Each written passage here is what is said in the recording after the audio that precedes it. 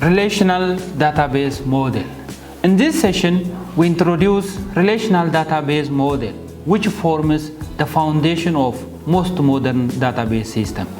Relational database represent database as a collection of relations, commonly called tables. Each table stores data about entities or relationships. Rows represent individual records or facts, while columns represent attributes that describe those factors. This structure provides simple and powerful logical framework for organizing data. Let us begin with the basic terminology. A relation corresponds to table. Tuple corresponds to rows. Attribute corresponds to column. A domain defines allowable values for an attribute, including its data type and constraints. These concepts give relational model both clarity and mathematical rigor. Domains are essential for data integrity. Each attribute value must be atomic, meaning indivisible. Domain specify a name, data type, and the logical restrictions such as ranges or format.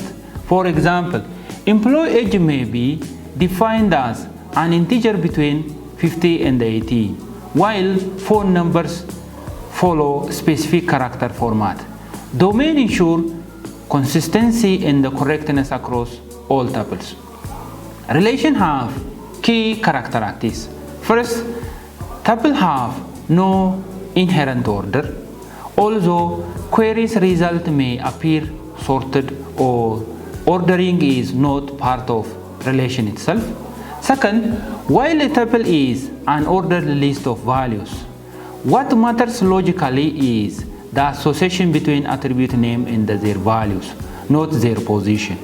All attribute value must be atomic. Composite attribute must be decomposed into simple attributes, and the multi-valued attribute must be represented using separate relation. The relation model also allows null values, which represent unknown or not applicable information such as a missing phone number. A relation name and attribute names define how its data is interpreted. For example, student relation indicates that each tuple represents a student, and SSS attribute identifies that student uniquely, meaning it conveyed through careful schema design. Constraint enforce rules derived from real-world requirement. Inherent constraints are built to the model, such as the absence of duplicate tuples.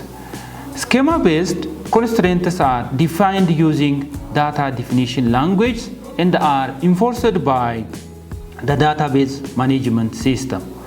More complex semantic constraints are typically handled by application logic. Schema-based constraints include domain constraints, key constraints, entity integrity constraints, and referential integrity. And key constraints ensure tuple uniqueness. Primary key is chosen from candidate keys to uniquely identify each tuple. Entity integrity requires that primary key values cannot be learned. Referential integrity is consistently between the related relationships, and foreign key in one relation must reference an existing primary key in another relation or be null if permitted. For example, every employee in a department number must exist in a department relation. A relational database schema consists of a set of relation schemas and integrity constraints. A database state is the actual data at a given time. A valid state satisfies all constraints, while invalid state violates one or more database operations, including retrievals and updates. The basic update operations are insert, delete and update. Each operation is checked against integrity constraints. Insert and update may violate domain, key or referential integrity constraints, while delete may cause dangling reference if related tuples exist. To manage updates safely, database use transaction. A transaction is a logical unit of work that must execute completely or not at all. Transaction ensure atomicity and consistency by moving the database from one valid state to another. If a constraint violation occurs, the transaction is rolled back. In summary, the relational model provides structured and reliable way to represent data, enforce integrity and support consistent database operation.